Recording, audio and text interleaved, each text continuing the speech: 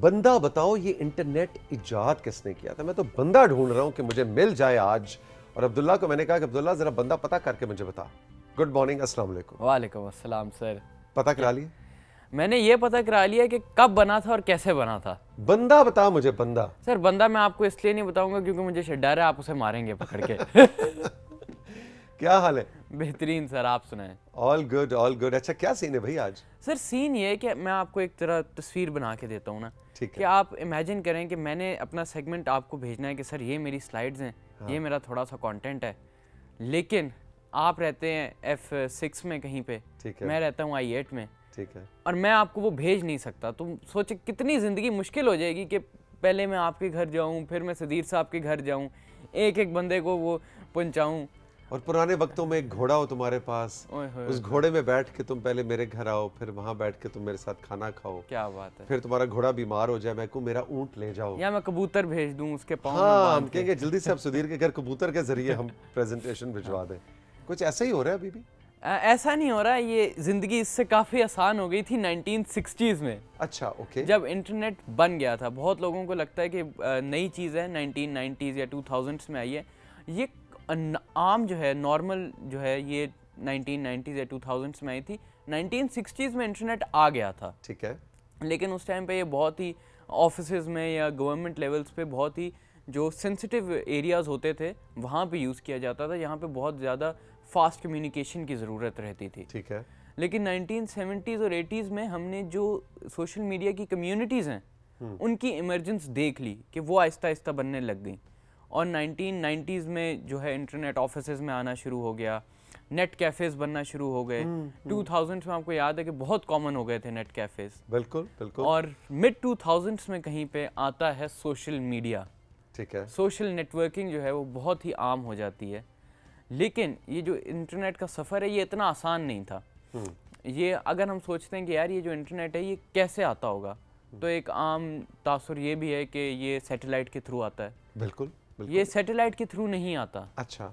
ये पानी के अंदर, समंदर के अंदर से ऑप्टिक फाइबर्स के थ्रू हमारे तक पहुंचता है। आहा, ओके ओके। और इस यानी एक बरे आजम से दूसरे बरे आजम तक जो बड़े बड़े ओशंस हैं और समंदर हैं, जिनके अंदर मछलियां हैं, तारें बिछी हुई हैं, ऐसे ही है जी। इस तरह जिन तारों का इस वक्त हम डिस्प्ले स्क्रीन पे देख रहे हैं।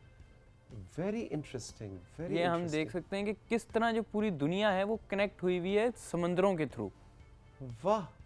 और वहाँ से ये इंटरनेट जो है ये हमारे राउटर्स और हमारे जो नेटवर्क के टावर्स हैं उन तक पहुँचता है, और वहाँ से इलेक्ट्रिक सिग्नल्स में ट्रांसफॉर्म होके वो सारी इंफॉर्मेशन वो हम तक पहुँचती है। तो अगर वो मछलियाँ जो हैं जी, उनको पता लग जाए जी कि ये बड़े बड़े केबल्स जो हैं ये इंसानों के लिए कितनी ज़रूरी हैं, तो वो अपने कुछ हुकूक का मतलब को डिमांड करने के लिए हमारी तारों को इफेक्ट कर सकती हैं। बिल्कुल कर सकती हैं, लेकिन काफ़ी मोटी तार होती है। वो जो वायर होती है वो ऑप्टिक फाइबर उसके अंदर काफ़ी नाजुक होता है, लेकिन उसके इर्द गिर्द की जो वायर होती है काफ़ी सख्त होती है, क्योंकि जिस सतह पे वो होती हैं वहाँ पे ऑक्टोपस और शार्क्स वगैरह पाई जाती हैं। और इवन पानी जो है वो भी वक्त के साथ साथ वो उस पर असरअंदाज हो सकता है। बिल्कुल हो सकता है, उसका जो प्रेशर है वो डल सकता है। और फिर जब वो अगर हम देखते हैं जब वो हमारे तक पहुंचता है, हमारे मोबाइल्स में, हमारे लैपटॉप्स में, तो उसके बाद उसका जो एक IP एड्रेस भी होता है उसके अंदर। हर मोबाइल, लैपटॉप या किसी भी डिवाइस का एक IP एड्रेस होता है। जिस डाटा को हमने एक्सेस करना होता है उसके सर्वर का भी एक IP एड्रेस होता है। अच्छा। जिस तरह एक पोस्टल एड्रेस होता है ना, बिल्कुल उसी तरह। यानी वो जैसे 172.16.089.1 ये पूरा एक एड्रेस है। फिर 172.16.089 है, तो वो तुमने दोबारा रिपीट कर दिए। ये बस मैंने एग्जांपल के लिए लिखे थे, मुझे इतने ज्यादा नंबर्स समझ तुम्हें नहीं पता था कि तौसीक अंकल इतना माइन्यूटली देखते हैं कि उन्होंने पकड़ लिया कि दो एक जैसे? नहीं, अक्सर ये मिलते जुलते होते हैं, अलग अलग भी होते हैं। लेकिन उसकी जो रीज़न होती है वो ये होती है ताकि उसका एक रिसीवर और एक सेंडर के बीच का कनेक्शन बन सके। ओके।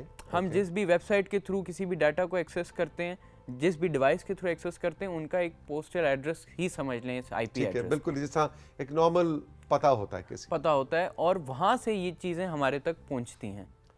ठीक हो गया, और इंटरनेट की जो वेव्स आई हैं, हमें पता है कि 1996 में वेब 1.0 आया, जिसके अंदर सिर्फ 45 मिलियन यूजर्स थे।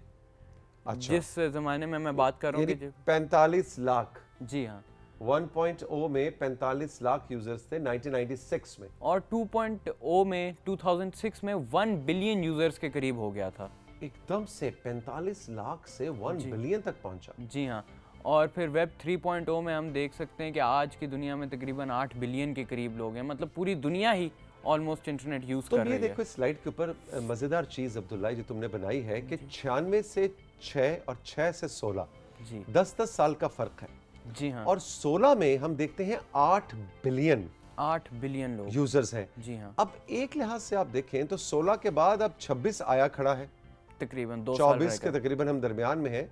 तो ये अब 8 बिलियन नहीं, ये भी अब देखा जाए तो ये 15 बिलियन से ज्यादा हो चुके होंगे इस वक्त। बहुत ज्यादा ये डाटा एक लिहाज से देखा तो काफी पुराना है, जो लेटेस्ट आप देखें तो हाँ। इससे कहीं ज्यादा बढ़ चुका हो। और इंटरनेट ने इस तरह हमारी ज़िंदगी को अफेक्ट भी किया।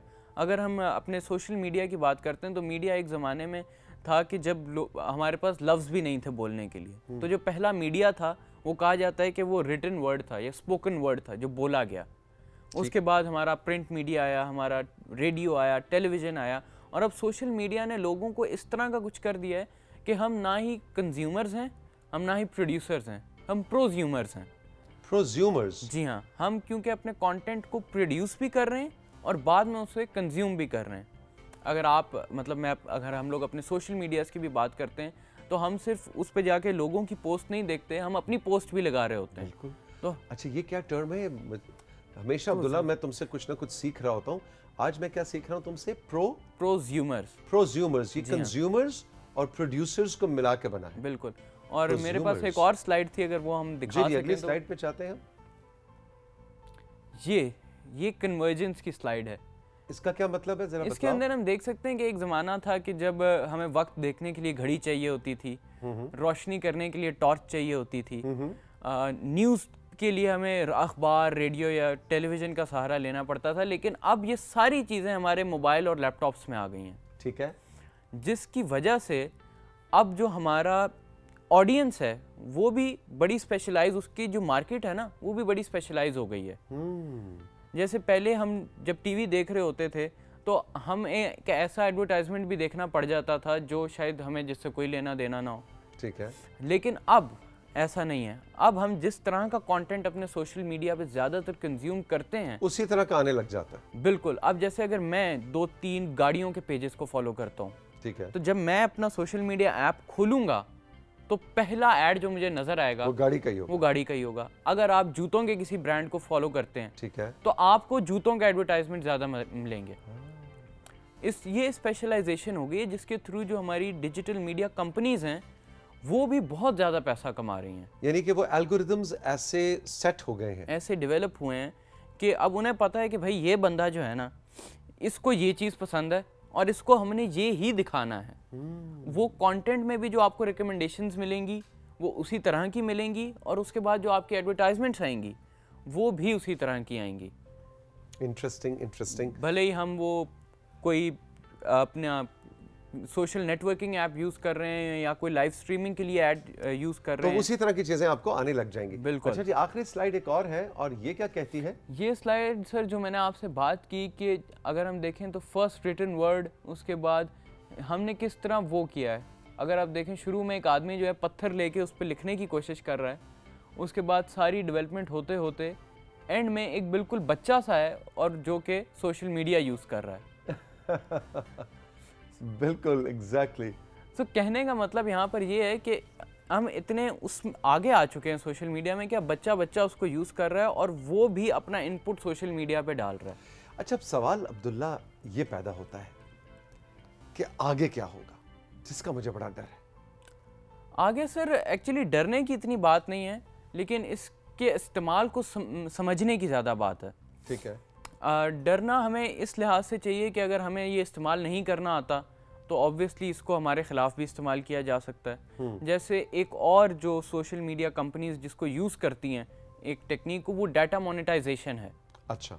डाटा मोनेटाइजेशन बहुत से लोगों को पता नहीं होता कि जब वो कोई भी अपना अकाउंट वगैरह कहीं बनाते हैं तो उसके बाद उन्हें 3-4 सवाल आते हैं उस ऐप की तरफ से, बिल्कुल, और वो सबको अलाउ करते जाते हैं। हाँ। या तो अलाउ करते जाते हैं या डिनाई करते जाते हैं, उसको पढ़ते नहीं है कि वो क्या पूछ रहा है। वो जो आई एग्री या आई डोंट एग्री या डोंट आस्क अगेन, इस तरह के ऑप्शंस हमें मिलते हैं।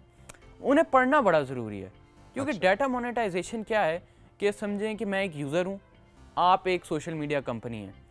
मैंने जो अपना डाटा उस सोशल मीडिया कंपनी पर डाला है, अपनी तस्वीरें या अपनी बायो जो भी मैंने डाला, डेट ऑफ बर्थ, अपनी एज, अपने इंटरेस्ट्स, अपना मुल्क का नाम, अपना या जो भी मेरा डाटा है, जो मैं किसी पेज को अगर फॉलो करता हूँ, आप वो डाटा मेरी इजाज़त के बगैर किसी थर्ड पार्टी को नहीं बेच सकते। ठीक है, लेकिन अगर आप अलाउ कर चुके हैं फिर मैं बेच सकता हूँ। फिर आप वो डाटा किसी फॉर एग्जांपल किसी ब्रांड को बेच सकते हैं कि भाई ये बंदा जो है, इसको ये चीज़ें पसंद हैं, तो इसको हमने ये ऐड दिखाने हैं। हाँ। या इसको ये कंटेंट हमने दिखाना है। ओके। वो उस थर्ड पार्टी के पास वो डाटा पहुंचता है। तो अगर आप चाहते हैं कि आपका डाटा ना पहुंचे तो प्लीज़ उसको पढ़िए, उसको डिनाई करिए। और अगर आप चाहते हैं, आपको प्रॉब्लम नहीं है, क्योंकि जैसे मैंने बात की कि वो जिस तरह इवॉल्व की है जनरेशन, अब बच्चे वो सोशल मीडिया के साथ क्योंकि बड़े हुए हैं, जेनजी जो है वो पहली जनरेशन है जिसने सोशल मीडिया के साथ, टेक्नोलॉजी के साथ अपना ज़िंदगी को शुरू किया। यानी वो आपकी जनरेशन। जी। आपकी उम्र कितनी है इस वक्त? मेरी मैं बहुत छोटा था जब पैदा हुआ था, मैं नोट नहीं कर सका लेकिन मैं हूँ 16 साल का। 16 साल के? जी। कभी तुम 19 के हो जाते हो, कभी 13 के हो जाते हो। जिस दिन जरा शर्ट फॉर्मल पहनी है उस दिन कहता है मैं आज 16 का हूँ, जिस दिन जैकेट पहना था कहता है मैं 19 का हूँ। ये तुम्हारे, अब तो ये भी नहीं कह सकते शनाख्ती कार्ड दिखाओ, ज़ाहिर 16 साल का बच्चा भी, इसका तो आईडी कार्ड भी नहीं बना हुआ। नहीं, लेकिन सही से बताओ। नहीं 16 साल के हो। 16 के हो? जी जी।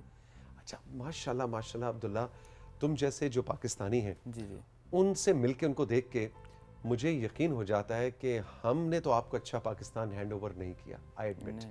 नहीं, लेकिन आप लोग अपनी अगली नस्ल को यकीनन इससे कहीं बेहतर पाकिस्तान देकर जा रहे होंगे। माशाल्लाह, यू आर सो नॉलेजेबल और इतना अच्छा तुम रिसर्च करके लाते हो कि मुझे हर दफ़ा कुछ ना कुछ तुमसे सीखने को मिलता है। 16 पे ये हाल है तुम्हारा, तो 32 पे क्या होगा? मैं ये परेशान हूँ थोड़ा सा।